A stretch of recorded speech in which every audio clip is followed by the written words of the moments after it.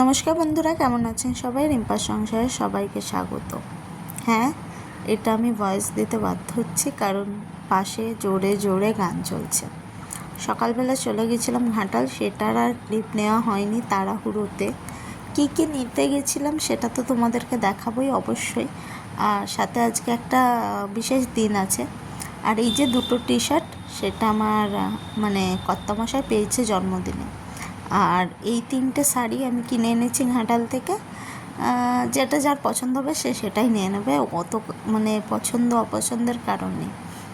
আজকে আছে আমাদের ইস্যুর জন্মদিন। ইস্যুর জন্মদিন না, টুসুর জন্মদিন। সেই কারণে দুজনকেই দুটো ব্যাগ দেওয়া হচ্ছে, কারণ বাচ্চা মেয়ে কার কখন রাগ হবে, কে কোনটা চায় সেটা চায় না। কারণ ওদের যখনই হয় দুজনেই একই জামা পরে, মানে জন্মদিন যারই হোক না কেন দুজনেই মানে দাঁড়িয়ে থাকে। তো সেই কারণে দুটো বাচ্চাকে দুটো ব্যাগ দিচ্ছি। আর আমার যেহেতু হাতে কিছুই আর চুড়ি আরে উঠছে না আগের, সেই কারণে দুটোই, একটা চুড়ি আর একটা ফার্পের বালা টাইপের নিয়ে এসেছি।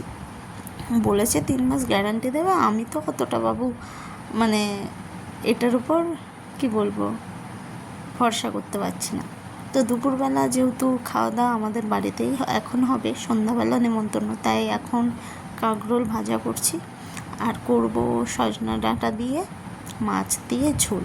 তো আগে যেহেতু সজনা ডাঁটাগুলো একটু ভেজে নিচ্ছি, কারণ একটু গন্ধটা সবুজ সবুজ ছাড়ে বলে।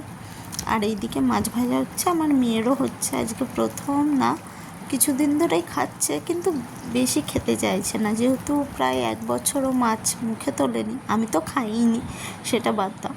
তো চটপট করে এই যে মাছের ঝোল রেডি, সজনা ডাঁটা দিয়ে, টমেটো দিয়ে, আলু দিয়ে, মাছ দিয়ে মানে ঝোল। আর কিছুই তেমন করিনি, কাঁকরোল ভাজা ছিল সেটা। আর মেয়ের একটু হয়তো আলু ভাতে দিয়েছিলাম।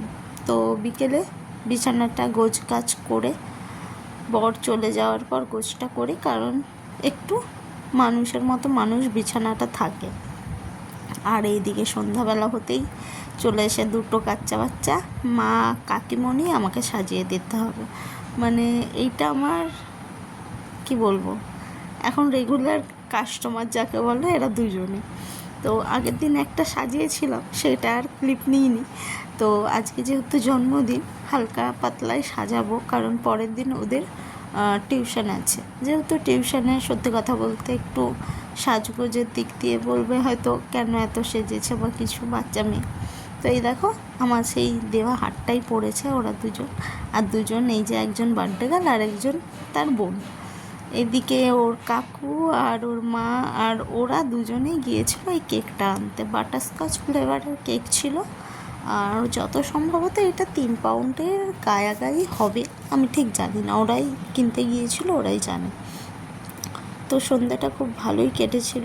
আমাকে তো এখানে সবাই বলছে এই সেলিব্রিটি চলে এসে। আমি এটা কান পাত্তাই দিই না, কারণ এই ছোটোখাটো জিনিস নিয়ে পাত্তা দিয়ে লাভ নেই। তো এখানে সবাই যে ছিল আমাদের পাড়ার যে চুনোপুটি যাকে বলে তারাই। আর আমরা কয়েকজন মিলে বাড়িতেই বার্থডে সেলিব্রেশন করেছিলাম।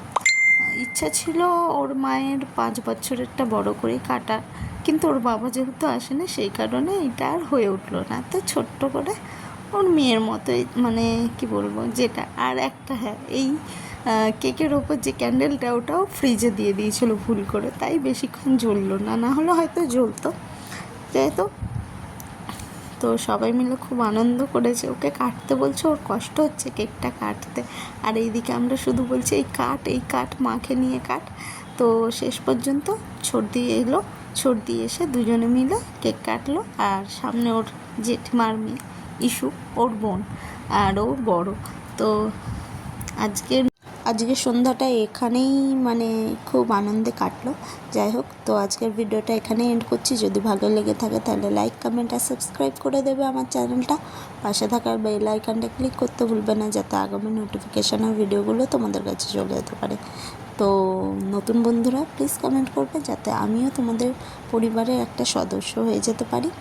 আর আজকের মতো টাটা, দেখা হচ্ছে নতুন একটা ভিডিওর সাথে।